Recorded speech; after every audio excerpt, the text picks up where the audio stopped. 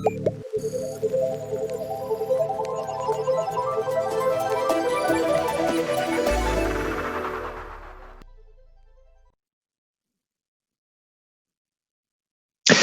everybody.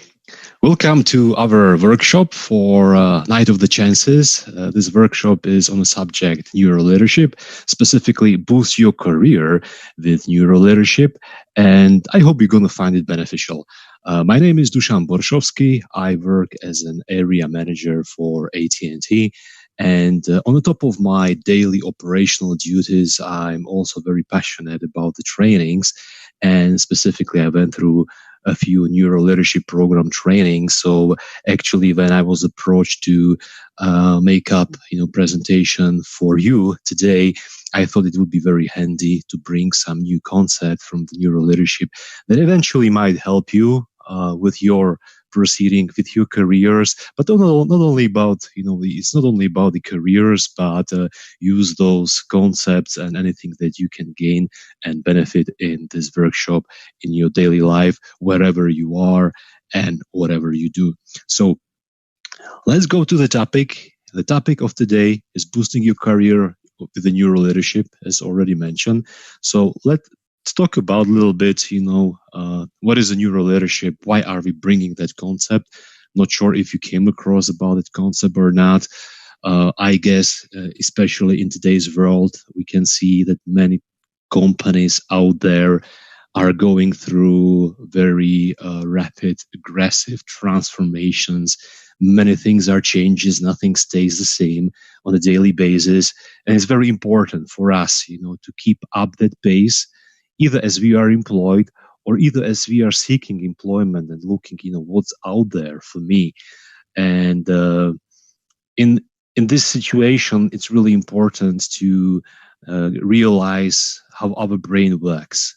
Now, neuroleadership actually brings together, a lot of information from neuroscience. And neuroscience is basically study about how our brain works, how our brain patterns are being evolved, and how is it impacting on our actions and reactions in those situations.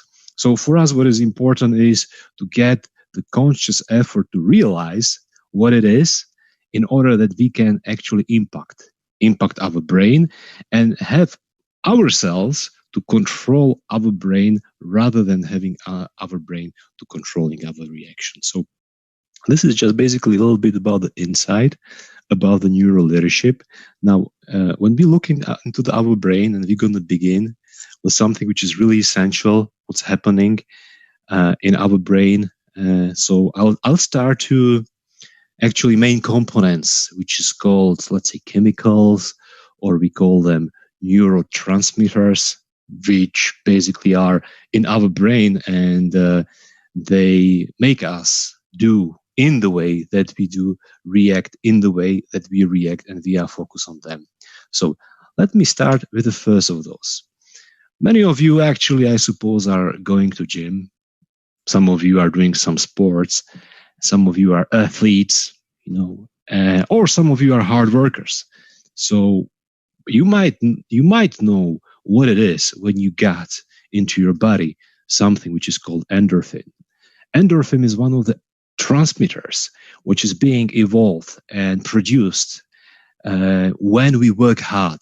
When there's a workout there, many athletes are going through that workout, and the endorphins is basically running through their body, and they actually like it. It makes them feel good. It makes us feel good as well. So basically, having to realize that, okay, it's for me important, when I go there, not only because, I want to feel better, but actually those endorphins makes me feel good, not only in the gym, but in any hard work that I'm actually accompanying to. The second one, what do you think can be the second one? So if we are working hard, it's not actually everything. We want to reach some target. We want to get something, which is basically something tangible, something, that we can say, okay, we reached the goal. We did an assignment. We made an exam. We had a great day because we've done so many things, and we feel good about it. And why do we feel good about it? Because there's another fellow out there, another guy, neurotransmitter. which is called dopamine, and this is another chemical in our brain, which is being produced and make us feel good when we reach something. Now, while those two friends are there and are reflecting into our individuality or our individual state, there's another two friends, but they're coming up in when we are actually in a community, we're accompanied by somebody, so basically they are really important as we are part, of the teams, part of the, families, so first one of them is a hormone called serotonin. Now, what it is, we all know what it is, when we feel the deep sense of pride, when other people like us and respect us, it makes us feel strong and confident. Like we can take on anything. We can basically go through any challenge. This is really important. That is another chemical which is being produced in our brain that actually, as we said, we work hard, we get our accomplishment, and we get the respect for those accomplishments because it matters. It matters for us. It matters for others. It might matter for community, for the society. This is very important to creating those bonds between parent and child, between coach and player, between boss and employee, between teacher and student, to get that kind of the feedback that I'm doing well or I can do better, but, I get something accomplished, very important form of the feedback that actually we need to provide and we need to receive as well. Now, going further, there's the fourth one.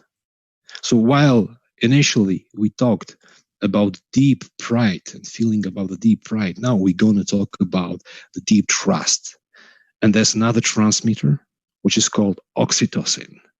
And this is something, which we feel and actually makes us, and we get when we feel the friendship, when we are in the work out there and we are meeting our colleagues, when we are in a school and we are meeting our classmates, that we can basically trust that we like them, that they like us. It is essential transmitter when it comes to teamwork in a workplace, essential transmitter when it comes to building community. So it's very important in building those human connections.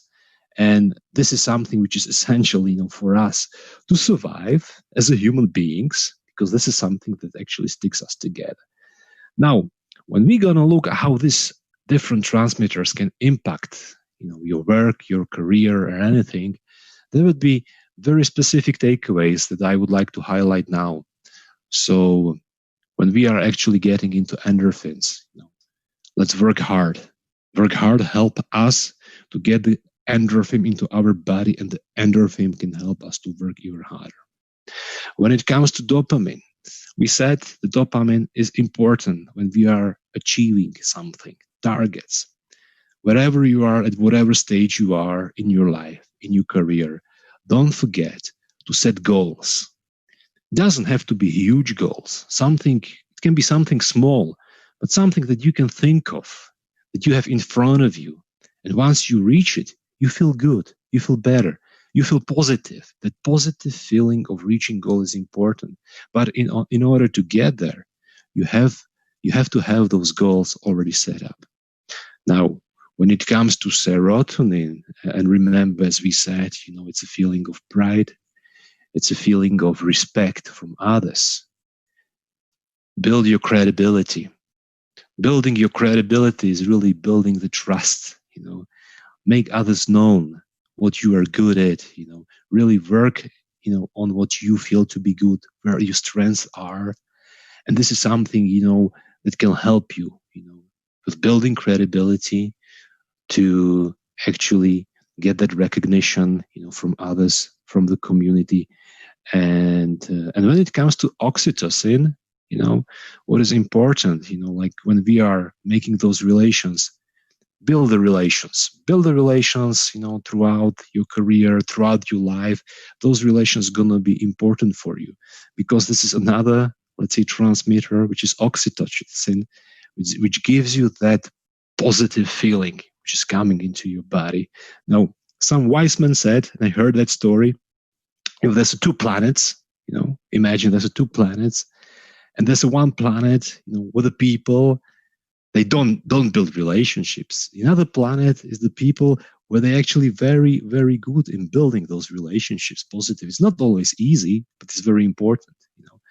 Now both planets have the problems to take and to come over. Which planet do you think those people will be able to resolve those problems? Those people which don't have relations, or those people which build relations? I'm gonna leave that up to you to answer. Now, let me move on, and we're gonna move on, further into neuroleadership and going further into our brain. So that's a whiteboard, and I would like to continue with the activity.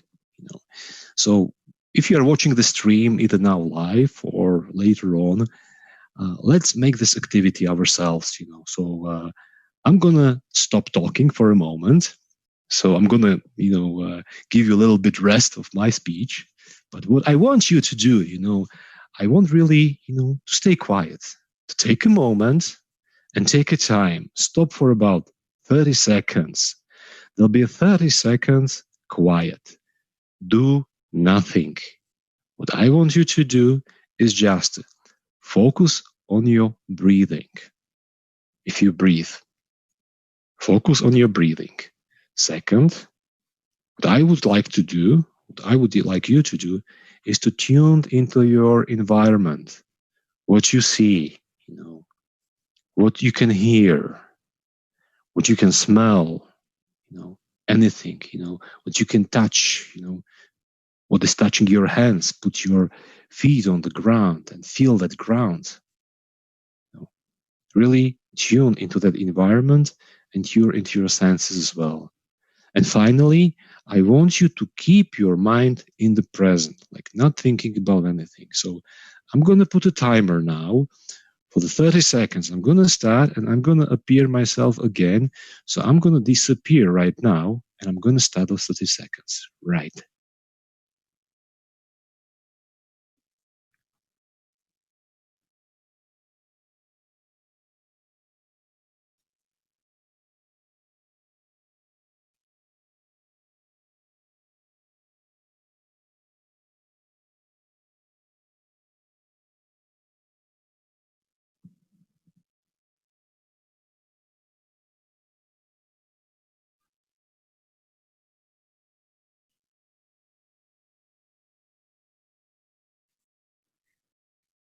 Okay, here we are again.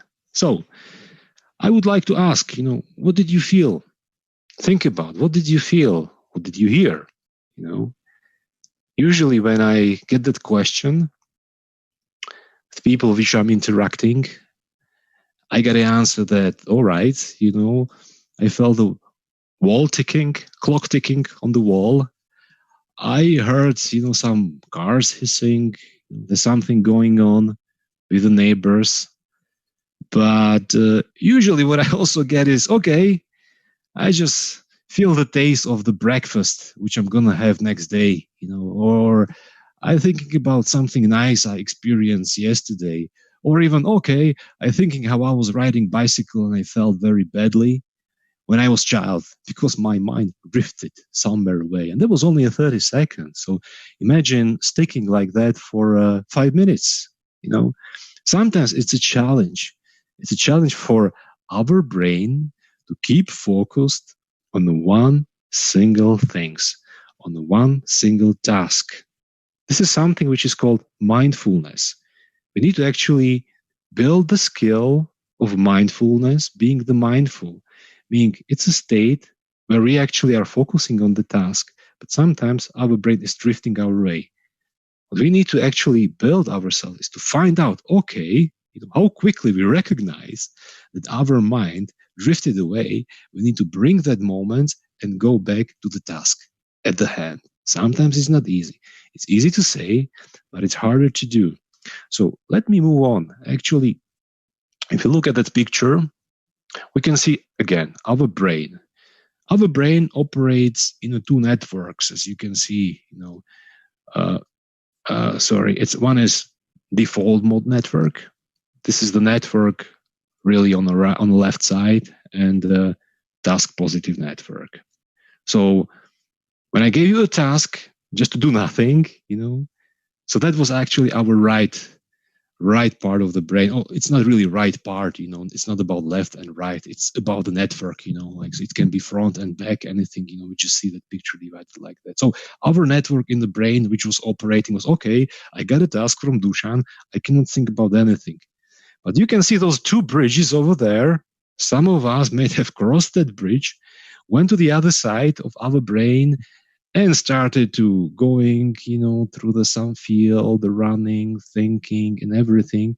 So we switched unconsciously into default mode network, And these are the two networks which our brains operate. So it's good to know about it. Okay, now I know that I have the two networks which I operate in, and I actually can make a conscious effort to switch from one mode to another mode, okay? So just to get to know and explore those modes a little bit further, I'd like to share with you a little bit video so you can have some other insight about how our brain works. So let me share quickly with you the video. It's about 4 minutes, and let's watch this video. It will give us a little bit more insight about the mindfulness. Okay, I'm going to play it now.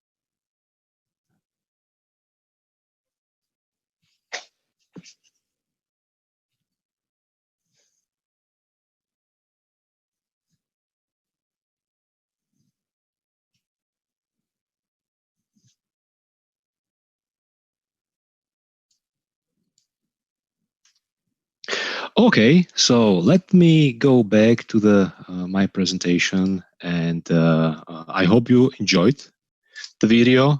I hope it was beneficial for you and give you a little bit, more insight. Oh, let me bring myself back as well. More insight about two networks in our brain. Now, like key takeaway is, okay, let's get that conscious moment and realize ourselves that actually this is really helping us. Just really to give that summary, if you look at the default mode network, the default mode network involves regions of the brain which are related to memory and planning. It becomes really active and not much is happening, mostly when we wake up in the morning, and the first thing is not that we jump out of the bed, but we give ourselves a little bit time.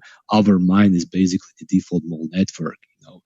That network is really involved in planning, daydreaming, ruminating, as we heard in the video, and requires little effort to operate and is active during most of our waking moments. So what is important, our default mode network is basically active most of the time when we are not sleeping, so that's important to say. Now, if we talk about the task positive network, so again, quick summary, it involves regions of the brain which are related to perceiving our, bodily sensations, like what we feel, what we hear.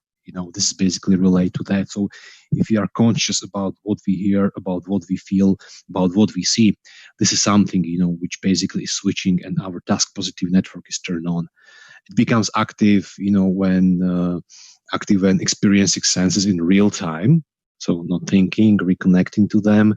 We are experiencing present, really involved in the present, and really makes us flexible how we respond, to what happens, so because we are in the present moment, we don't let ourselves, to basically be flown away by our unconscious, let's say, reactions and feelings, because we can basically better handle them.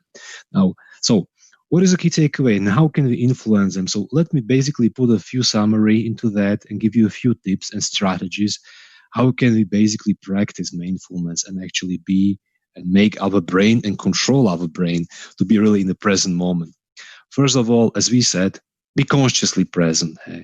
Realize that, okay, I need to actually come back and focus on the task on mind, because that's what is in my brain, switching between two different networks.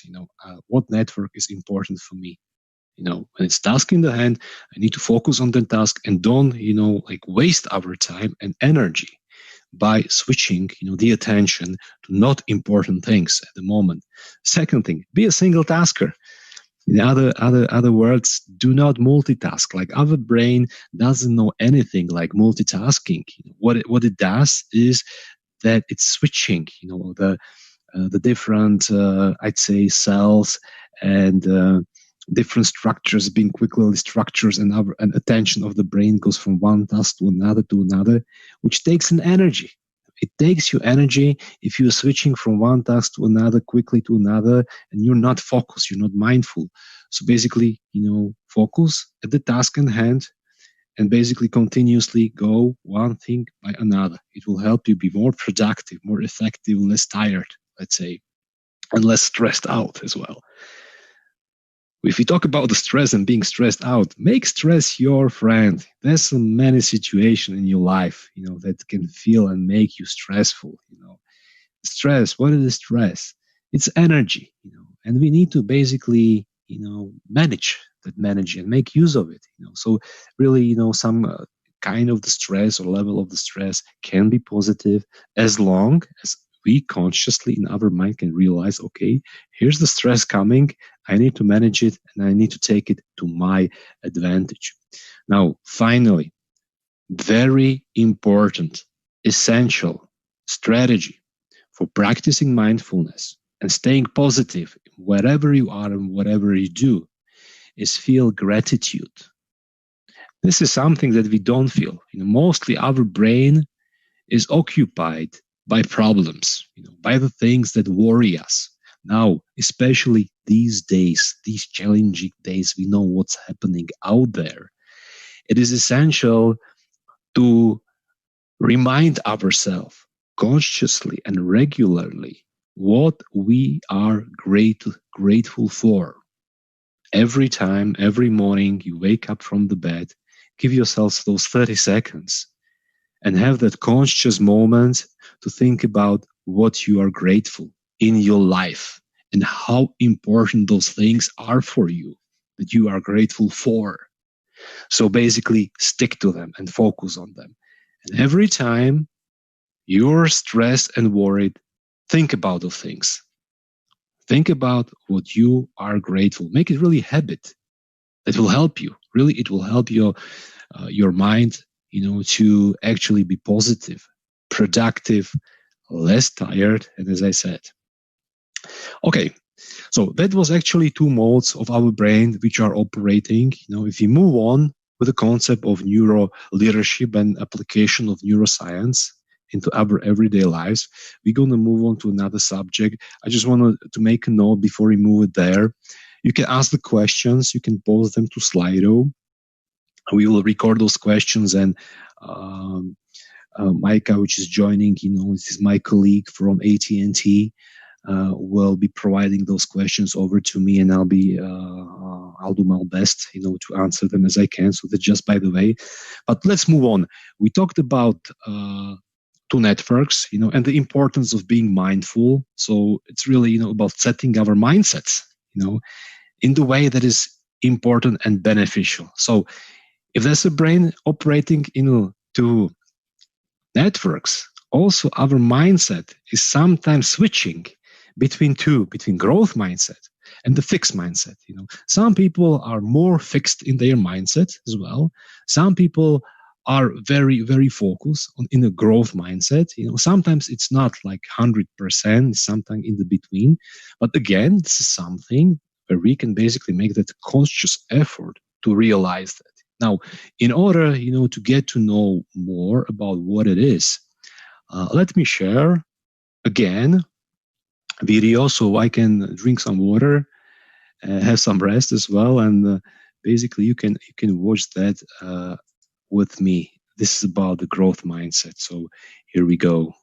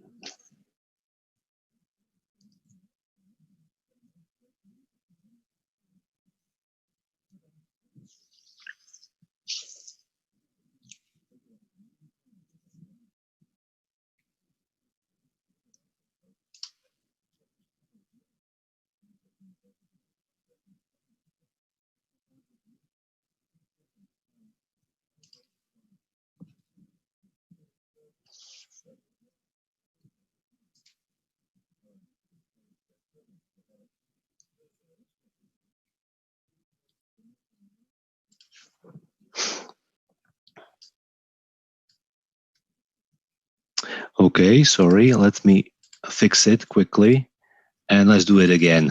There are two types of mindset we can cultivate. One that embraces problems as opportunities to learn, and one that avoids them, often out of fear to fail. People that avoid conflicts can be described as having a fixed mindset. Those who see problems as interesting challenges have a growth mindset. Sometimes we like to switch from one to the other. People have a fixed mindset because they believe that basic qualities like intelligence or talents are fixed traits and that these traits are responsible for success. They often like to document past achievements. With a growth mindset, people believe that new abilities can be developed through practice. This view creates the love for learning that most great leaders and artists have in common. For them, life becomes an exciting journey with endless opportunity to figure out new things and advance. To develop a growth mindset, Dr. Carol Dweck, the Stanford University professor who coined the term, advises leaders, teachers, and parents to celebrate trying. Teachers should applaud students for any grade if they studied hard. Parents should encourage their children to develop any new skill they are interested in. Doing this will make them learn the skill of learning, which will also help them back in the classroom. To illustrate the difference in everyday life, let's observe two imaginary kids. Jay thinks you've either got it or you haven't. Anne knows that she can learn anything if she wants it enough. At physical exercise, Jay avoids challenges. When it's time to jump over the vaulting horse, he's afraid to look stupid and be laughed at. Anne embraces any challenge. It's exciting. It's fun. She knows that failing is part of learning, and if she tries hard, at the end, nobody will laugh at her. Jay avoids feedback. If the teacher tells him how to improve an assignment he has been working on, he takes it personally. Anne knows that to improve, she needs to listen to constructive criticism. She also understands that it's not her that is being assessed, but the results of her work on that one day. Jay always takes the easy road. For example, he likes escalators and hates to take the stairs. When he is practicing the guitar, he stops the moment he's getting stuck. Anne usually doesn't even take escalators. She jumps up the stairs, counts every step in her head, and enjoys feeling the blood rushing through her veins. She practices the drums every morning for 15 minutes. Not that she always enjoys it, but she knows that effort is part of a journey to a more fun life. Anne likes to see others succeed. It inspires her. She knows that if she motivates her friends to get better, she herself is likely to grow too. If his friends try new things and succeed, Jay feels threatened. He's afraid that their success will put pressure on him to do more with his life too. Modern companies look for employees with a growth mindset because they solve problems and persist despite obstacles. To spot the right ones, some ask during the interview whether the job applicant believes if managers are born or if management is a skill learned. Jay thinks that managers are born. Anne gets the job. Neuroscientists support the idea. They confirm that the brain grows like any other muscle in the body, with training. Studies show that adopted twins tend to have higher intelligence compared to their siblings who stayed with their biological parents. The difference appears to come from the higher educational levels of adoptive parents and shows that nurture is more important than nature. A simple switch in how a person views a situation can mean the world of difference. Not just the outcome of that situation, the outcome of that person's place in life. As the late poet Samuel Beckett once said, "Ever tried? Ever failed? No matter. Try again. Fail again. Fail better." What do you think about the concept? Is it overly simplistic? And if you buy the idea, do you believe it is possible to make a permanent switch from a fixed to a growth mindset? Please share your thoughts in the comment section below. Okay, thank you very much. Thank you for watching, and sorry, for a little bit delay at the beginning of the voice. So let me switch back to the presentation.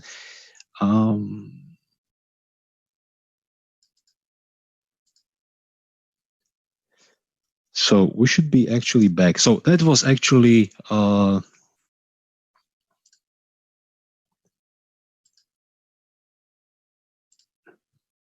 okay, so that was basically the growth and fixed mindset. So let me actually give a little bit brief summary, about that one.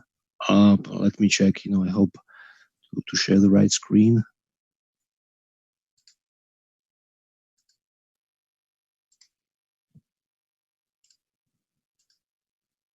Okay, so fixed and growth mindset.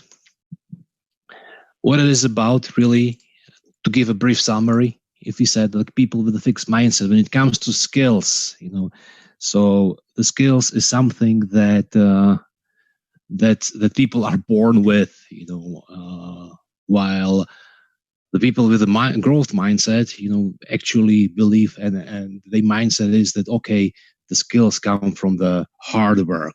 Somebody can be talented, but we can beat this talent really, with working and getting that skills, to actually, constantly improve and get where we want to get. When it comes to challenges, people with a fixed mindset, they'd rather avoid, challenges. For them, the challenges, are really something that they would like to, avoid. So why should we actually coming across the challenges? Like we should basically, have our peace. While on the other side, when it comes to growth mindset, the challenge is really something that we should be, going through them. There should be something that needs to be embraced. It's the opportunity to be grow and to be persistent. When it comes to effort, making an effort for the people with a fixed mindset is something which is unnecessary. Like why actually wasting our time and effort about the things, this is something, that you might be doing, but you are, let's say, not good enough. However, people with a mindset, growth mindset, see the effort as essential, as an essential way, to mastery, to be able, to do what we want to do, The fixed growth mindset people, when it comes to feedback, they might get defensive, it might be okay, this is basically something, that can be taken personally, like if somebody's feeling that, okay, somebody's criticizing me, that I'm doing something probably not in a way that I would like to do. But on the other side, people with a growth mindset, they find it useful, actually. They look for the feedback, because feedback is something that help them grow, when it comes to setbacks, for the setbacks, with those with a fixed mindset, they would blame others, they would get easily discouraged, stop doing things, while people with a growth mindset, they would use setbacks as really, wake-up call, something that actually can make them be even stronger, as we said. At the beginning, we saw, okay, let's do the things, let's try, let's fail, but let's fail good, let's stand on the feet, let's learn from the mistakes, and let's keep on going. So when it comes to growth mindset, here's the strategy to follow, let's view challenges as an opportunity. There will be lots of challenges out there, many jobs that you might be thinking, okay, am I going to do that or not? Take it, take what comes and take it as a challenge or opportunity. Engage in tasks to form a new habits. We talk a lot of things, about, let's say, volunteering for something which is coming up, taking on new assignment, something that we might be not 100% confident about, but this is something that we can actually, that can be important for us. So this is something that basically, can help you growing that growth mindset. Many people, let's say, volunteering, they do something for community, some community project type of the work, even if it has nothing to do with their jobs. It can help them building those skills.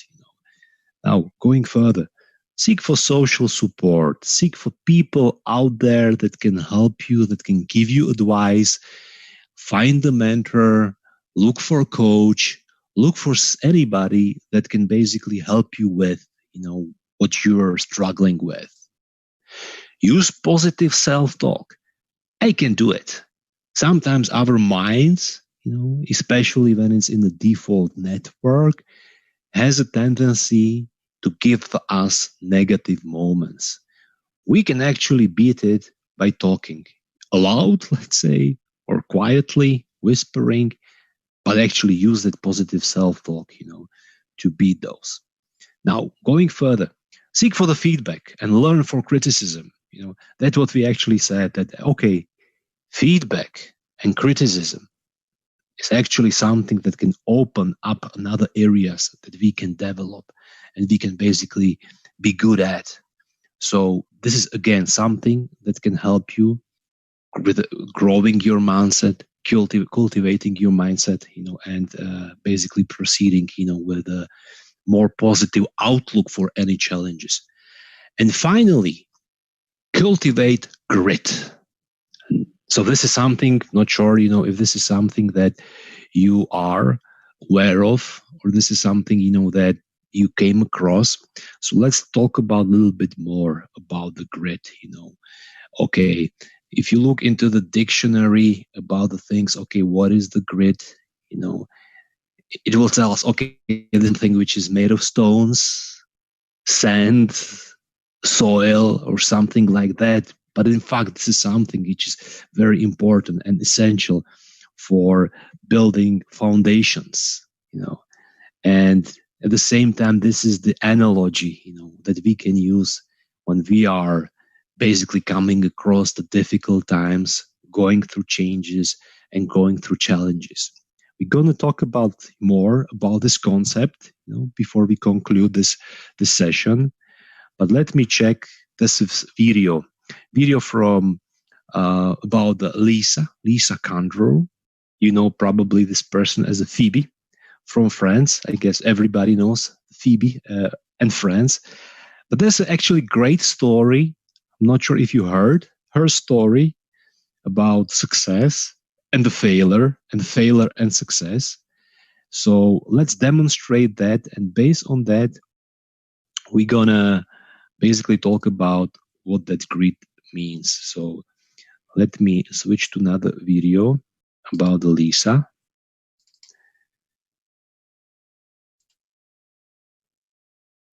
Here we go. This was my shot.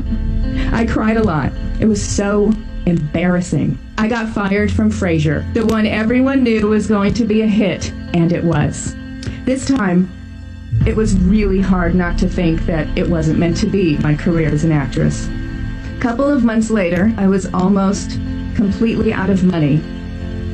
Then I got a call from a friend, the actor Richard Kind, who said, and this is exactly how he sounds, "I heard what happened. I don't know how you get up in the morning. How do you even get out of bed, get dressed, walk out the door, and show your face?" I was getting up in the morning and leaving my apartment, so maybe I was coping better than I was expected to. That's a good sign. And I understand that because the 20s, they are that time in your life when you're really getting acquainted to self-doubt, when there's so much seemingly at stake. So let me reassure you, it's not supposed to be easy. You're supposed to have moments of uncertainty about which path to take, because the 20s are full of crossroads. When one door closes, another door always opens. It really does. That's what I would tell myself, to keep those moments of doubts only moments. And it worked. I kept going. Then it all changed. After many auditions, I was the second person cast in the pilot called Friends Like Us, which would later be changed to Friends. Jim Burrows also directed this pilot and the first 10 episodes of Friends. One day, the six of us were talking with Jimmy, exchanging the time I got fired stories. And Jimmy told them mine. "Well, she's got the worst one of all. She got fired from Frasier." "Well, it's a good thing you got fired, or you wouldn't have been on this show." He was right. And it was a good thing I didn't get Saturday Night Live. And that Romy and Michelle, that pilot didn't work out. And every other disappointment that happened. They were actually more like guideposts that kept me on my path. Oh, and after I got fired from Frasier, I went to a birthday party, and feeling like I had nothing at all to lose, I flirted with a guy who was way out of my league. We dated, and on Thursday, Michelle and I will have been married for 15 years. And we'll celebrate with our remarkable 12-year-old son. So, thank God I got fired. There is a reason for everything. Okay, so that was a story about Lisa. So let me switch back to my presentation and continue from there. So is there any takeaway from that video that you watched now? Usually when I ask people what they think, what were the main characteristics, what would you think, what were the main characteristics of Lisa? How comes that she got fired, she got so desperate, and now she's so successful? Like we even don't know probably, that she was so unsuccessful. So what was this, that kept that person going despite so many setbacks, so many roadblocks, so many failures, So one of the answers might be, okay, it's a gritty person. It has a grit. And what it means, to have a grit, first of all, it means to have a passion. You have to find a passion. You have to be passionate about the things that you do, and that's you can achieve them better. You can be more successful in what you do, in your career, in your life plans, in anything. But with a passion, this is something that gives you that additional value. Let me share my experience a little bit with that as well. When it comes to passion, in a certain stage of my career, I talked with one of my supervisors, one of the managers is my former managers, when I was deciding which way to go, if I was to go to the new job, to change the job, or stay with the current job, which I kind of liked that, there was always some risks. But the new jobs also was something, that had pluses, minuses. So we talked a little bit. I said, okay, I need some advice from you. How would you approach the situation and what advice would you give to me? So you know what he said? He said, okay, Dušan, tell me, remind me what you do today, in your current job. So I kept on telling him, the jobs, responsibilities that I have with the current team, with the operations, with the business. I said, okay, and now tell me, what would you be expected to do in this new job? So I was started to talking about that new job, and talking, okay, I would be doing this and that, and these are the things, that, I would be required to do, and I think I would do it because I know how to do it, etc., etc. When I stopped, he said, okay, second job. I said, okay, how can you come to the conclusion so quickly? Just give me some history, something, some rationale. I said, there's no rationale, You talked about the second job with a passion, not with your current job. You know how to do your current job well, but you're more passionate about what's coming up next. And he said, there's many people out there in this and other companies, many people. They're good people. They're great quality people. But there are not that many people that are passionate about what they are doing. And this is important. This is the key asset for every company, to have passionate people, because the passion is something that can be spread, like an emotion go from one person to another. So it's a passion. It's a part of the grit. But passion, is it all? No, it's not. The gritty people, the people that strive to be successful and really get the hard thing to be done, the people with the perseverance. This is something that basically it's a really hard work. You are committed to put yourself in anything, to go through that bridge, through the storm, through the stones falling, with an umbrella, and you just keep on going. You are passionate about. And this is something, what makes a grit, passion and perseverance. Now, before we conclude, I would really like to share again, that would be our last video, and that will tell us something about perseverance and the hard work. This is going to be Will Smith. What he actually is going to talk about the hard work, perseverance, and what is basically really important to us. So let me share that one with you.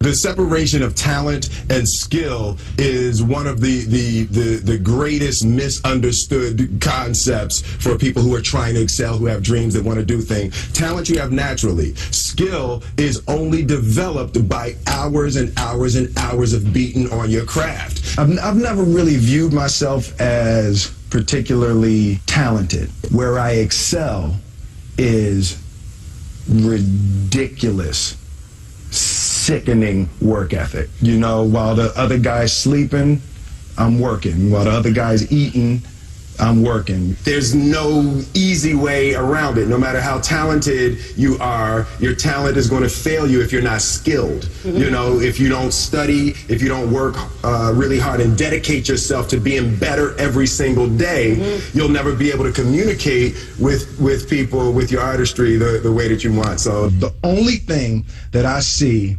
that is distinctly different about me is I'm not afraid to die on a treadmill. You might have more talent than me, you might be smarter than me, but if we get on the treadmill together, right, there's two things. You're getting off first, or I'm going to die. It's really that simple. Okay. So let me go back to my presentation.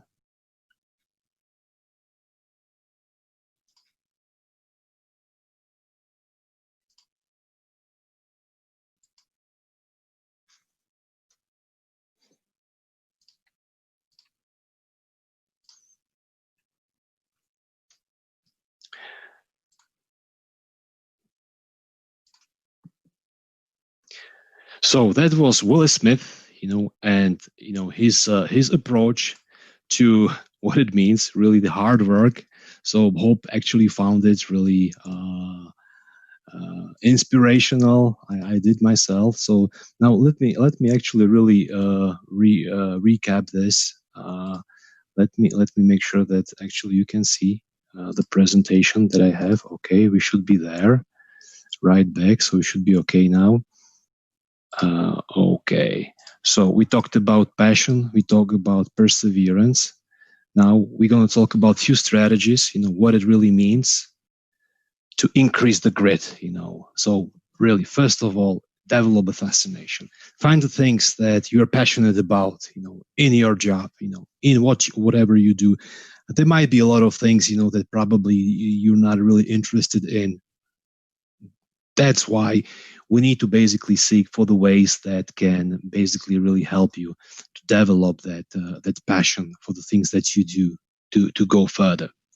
Second thing, find a greater purpose, and that's what we actually talked, initially, if we are getting the goals, what we actually are doing can be part of something. It doesn't have to be really something huge, but okay, when we do something, it helps us, to help the society, help these people, either if we actually developing some application, if we are actually, doing some work out there that is helping community and anything.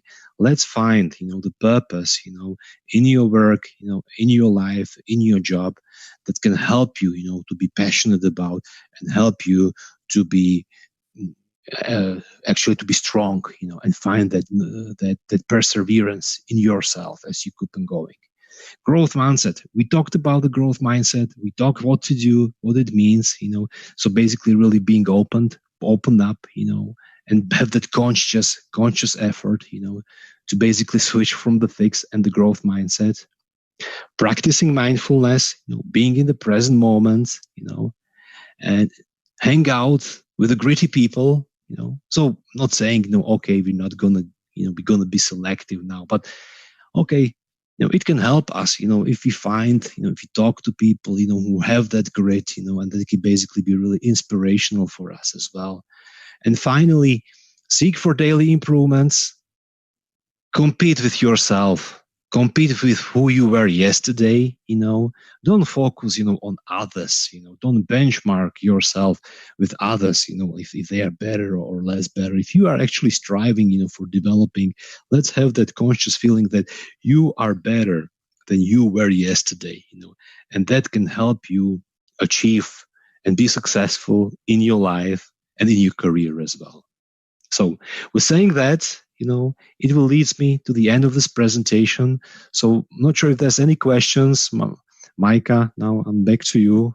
Do we have any questions for the... Yes, we have two questions, actually. Mm-hmm. The first one is, can you think about situation when you made stress your friend? Mm-hmm. Okay.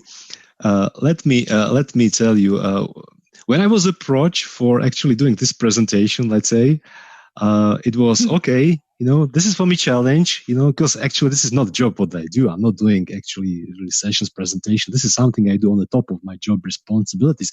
And I really like that. I'm passionate about, but, okay, it was a new situation, for me. This whole situation was really new, doing that virtually, through the, virtual session. Normally I'm really, used to be face to face. And for me, that was a stress, that was a stressful situation. But at the same time, it kept me going, in the preparation, thinking, okay, how I would approach, what to put into slides, what include there. Then I was basically told that, okay, I'm not going to see people who are participating, so I cannot have that questions and having the feedback. But for me, it was, again, the challenge how to redo it, how to do it differently, and learn from that experience. So that was actually really something that I can think of, something that actually created me stress, but at the same time, it was energy that I used in the preparation also for the session to be beneficial for everyone.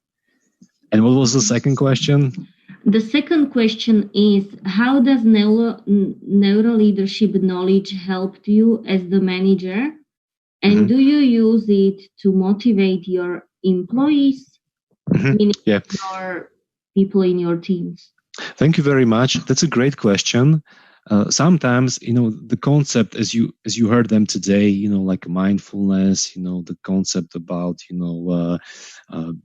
bringing the passion, perseverance. There are other neuroleadership concepts, such as like building trust, emotional intelligence, creativity, innovations, etc. Many much more than we heard about them, but we never somehow get into, okay, what's happening in our brain, like it's our brain that actually makes the things happening.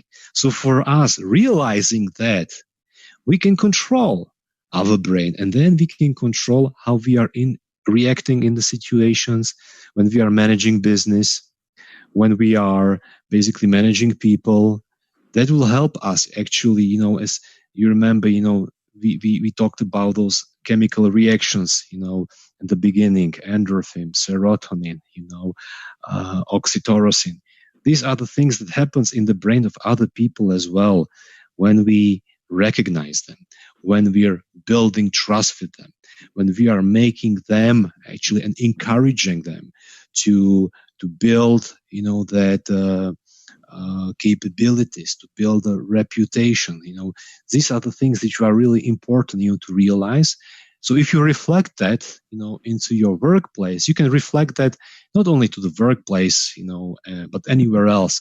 Especially, like as my practice as the manager, as the supervisor. For me, even though this concept of the neuroleadership is, kind of the new for me, I actually went through that over the last year, helped me to look at the things from the different angle, and helped me to be more, let's say, influential when I'm interacting with the people and where I'm actually managing my teams as well. Okay. So that would be my answer. Micah, do we have any other questions or? No, we don't. But I would, if I may, I have a question.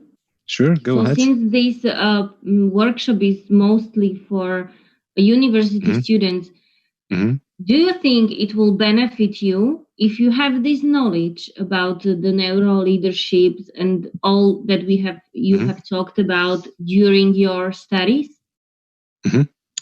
Definitely. Well, actually, some things we've done anyways, unconsciously, but as you can see, there's many aspects when it comes to the neuroleadership that you can actually apply also for you as a student. Like being a student, you also need to set up your goals. You basically reaching out those goals, daily, day by day, going from assignment to assignment.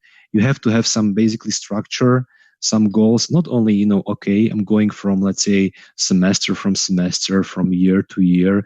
There's some actually greater goals that I'm trying to achieve and accomplish, and that also basically might help me, in accomplishing them.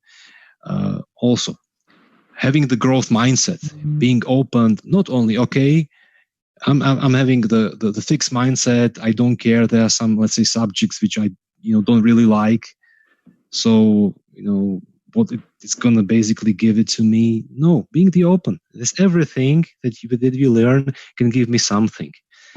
Finding out the opportunities out there, okay, volunteer, go somewhere that can give you some insight, some experience, something that you can benefit when you go out of the school and you are asking for the job, and the hiring managers ask you, okay, where did you build your skills? You can have the great portfolio about the different opportunities, challenges, and situations that you can talk about, even though you were never employed. And this is something, basically, which we see today as an employers. The students are coming, they are basically really struggling to talk about any experience, but our life is experience. When you're a student, when I'm a student, when I would be students, having basically knowing that, let's say, concept about mindfulness, about the growth mindset, about different things which are important, because sometimes we are switching from growth mindset, we even don't know. Now we are in a fixed mindset mode, For us, it's important to realize that moment, hey, you need to go back. You need to go through growth mindset to really build that capability. That can eventually help you at the later stage. Mm-hmm. And we have a new question. I think we have a couple of minutes for one more. Joseph is asking, have you done some NLP training? NLP trainings. Help me with that. I haven't. What it means, like NLP. I don't know. Probably neuroleadership program, if it is. Yes. Okay. Yes, actually, neuroleadership program is something I actually went through internally through in our company. This is also some opportunity to get to know those concepts. Went through those trainings. I provided those trainings over last year to the small groups. As I said, like it was a big, huge concept. A lot of things in it. So yes, I did it. It wasn't any, let's say, training that would basically make me to be a coach or the trainer of the neuroleadership. I'm rather practitioner doing the managerial job, who was actually interested in the neuroleadership training and went through some, let's say, trainings internally and had those trainings with the people. And, that's, what I was trying to do, some big point, some aspects from that concept which can actually be beneficial, especially for the students, for and helping them when they are actually looking out there for a career, changing their ways, changing, starting the new jobs and etc. Mm-hmm. Now he's saying that it was neuro-linguistic programming. Okay. Which is I don't know. Mm-hmm. Yeah, this is something different. Neuro-linguistic programming. I personally didn't do any trainings in the neuro-linguistic. Okay. So we don't have any more questions. Mm-hmm. Okay, that's perfect. So for me, just to wrap it up, really thank you very much for you to taking the time and joining and selecting actually this workshop. I hope there was some key takeaways for you that you can think of and you can apply in your life, and it can help you as well. So, that's for me. For me, it was really pleasure, really sad that, and, that I couldn't see, my participants interacting with them as I'm used to normally. I'll be very grateful for the feedback. If you can provide what went well, what didn't went well. So, basically I think there is a way, how to provide that. I'll be very grateful for that. So with saying that, wish you all the best, everybody, who watched that, wishing you all the best with your career be passionate about what you do, be positive in what you do, and be grateful for what you have. So thank you very much. It was my pleasure to be here.